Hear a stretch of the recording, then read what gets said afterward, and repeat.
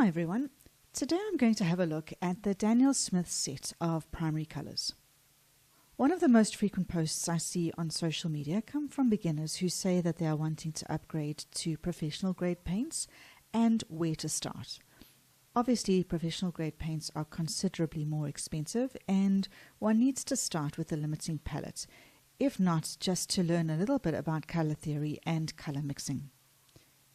Here is the colour wheel, and the three primary colours on that colour wheel are red, yellow and blue. The Daniel Smith set of primary colours contains Perylene Red, Hansa Yellow Medium and French Ultramarine as its three primary colours. Mixing these three primary colours in different ratios are going to give us our secondary colours of violet, orange and green. Today I'm going to swatch these three colours and then also have a look at the mixes that we can make using these three colours to see the range of colours that we are able to obtain from this set. I could pour these three colours into individual plastic pans if I wished, but I already have these colours in my palette in my studio, so I'm going to put a small amount of each of these into this mixing palette here that I'm going to work from today.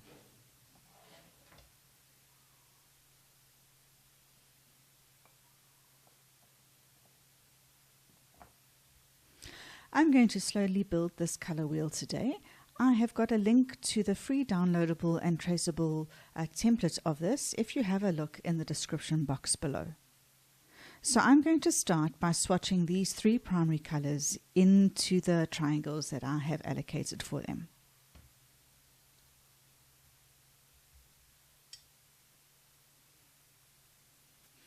Sometimes people will put masking tape on either side of the triangles in order to make sure that they don't go out of the lines.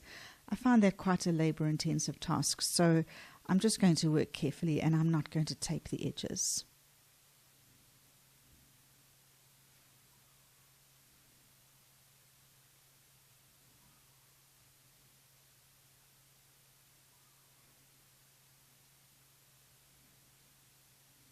I could go and start mixing the secondary colours and putting them in the middle here because they wouldn't touch any of the sides that I've just completed. But I think there's too much risk that I'll put my hand down in a colour here and smudge it. So I'm going to allow this to dry completely before I come back in and start the first round of secondary colours. Right, so these three primary colours are completely dry and I'm ready to proceed with my secondary colours now. But before I continue, I just want to comment on the French Ultramarine. The Daniel Smith French Ultramarine is a highly granulating colour. That means that the particles inside the paint are quite large, and when you put the paint down on the page, it does separate into different shades of the blue, whereas you can see that doesn't happen with the Hansa Yellow Medium and the Perylene Red. That's not something wrong with your paints. It is by design by Daniel Smith that this colour is a granulating colour, so don't be shocked or think that there is something wrong with your paint. It also means that any mixes that you do with French Ultramarine might have a slightly granulating look to them, so these colours on either side might separate into the two colours a little bit, but that is to be expected. I'm going to work on the three central secondary colours now, which means that each of them is going to have a 50-50 mix of each of the two primary colours on either side. To the best of my ability, I'm going to try and mix them half and half.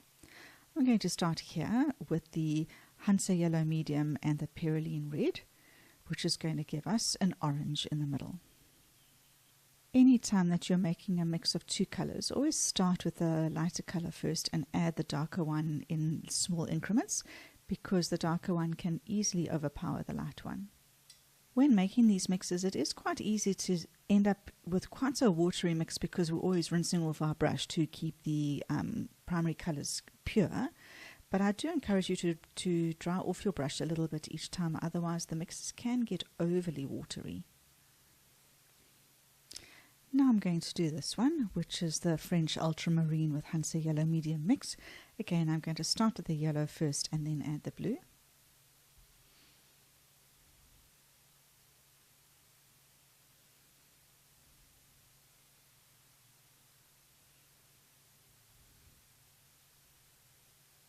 And I'd like to make this a bit of a thicker consistency now, so I'm just going to mix up some more.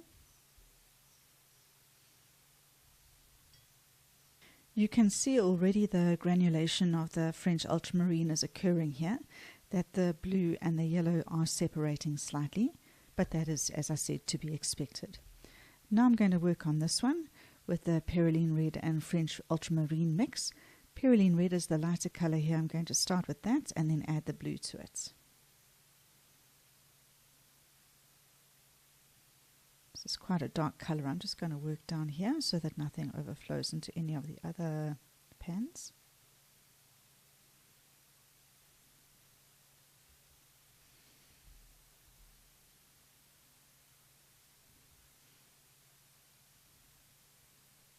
Again, I'm going to let this completely dry before I come in and mix the colors on either side of those.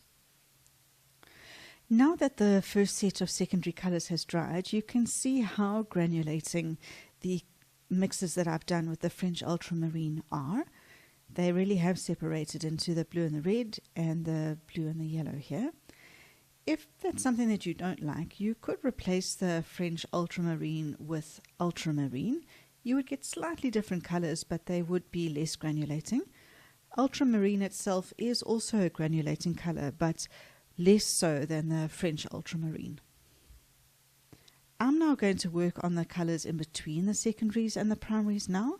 So in this one, for example, I will put more yellow than blue, and then in this one more blue than yellow, and see the different shades of green that I'm able to obtain using these two colors. These are called tertiary colors because they are a mixture of a primary and a secondary color together. So this well has already got that green in from earlier. I'm going to just add a little bit of yellow to it to get it going again. And now I'm going to add more blue. I'm going to do the one that's got the more blue side.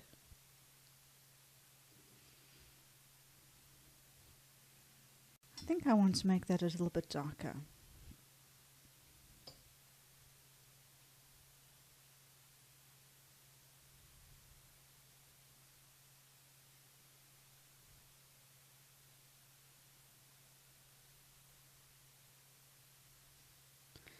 Now into the same well I'm going to add a lot more yellow, so I'm going to push it more to the yellow side. I want to make it even more yellow, so I'm going to take some out and just add yellow to that.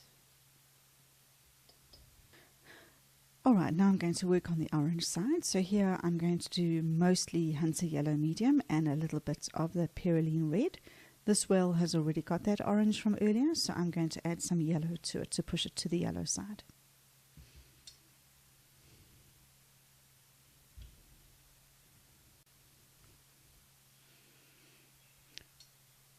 And now I'm going to push it more red by adding red to that same well to push it over to the red side.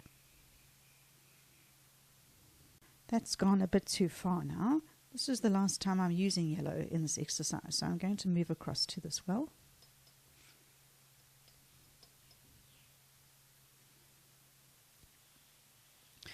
Onto the purples now. This is the well that has got the 50-50 mix of the purple in. I'm going to add some blue to that to push it to the blue side.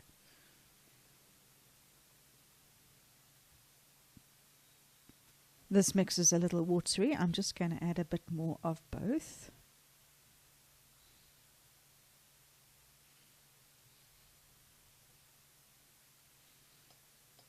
You can see when the color is first laid down it doesn't granulate, and that it starts to granulate more as it dries. Now I'm going to use the same well and I'm going to add more red to it to push it more to the red side.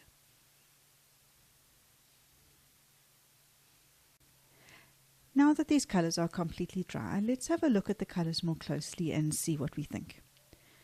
So the Hunter Yellow Medium and the Perylene Red, I think, produce a great range of oranges from the more yellow side to the more red side. And then with the French Ultramarine, we get varied greens here.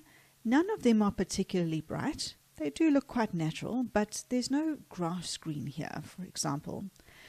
Likewise, in the purple range, This is a lovely aubergine, plum and burgundy color that we're getting, but they are quite muted purples. There's no bright purple here either. And although this isn't the full range of colors that is obtainable with this set, you can certainly go and do more of the graduations here by getting even more colors in between here if you wish. But even if you did that, you're still not going to get a grass green out of these two colors here, or a bright purple out of these two colors here. The reason for that comes down to the mix of yellow and blue that Daniel Smith has decided to put in the set. If you're working with 3 colors, there's always going to be a limit as to the maximum number of colors that you can mix out of the permutation of the 3 colors that you have. So this is a fantastic set for a beginner to learn the fundamentals of primary colors, secondary colors, and color mixing. There is a lot of fun to still be had with this set, that you can mix more colors than are already here on this color wheel. But if you are wanting a larger range of colors than what you can see here, then it will be necessary to buy at least an additional 3 colors. 1 more yellow, 1 more blue, and 1 more red. And that is where the Daniel Smith Essentials set comes in.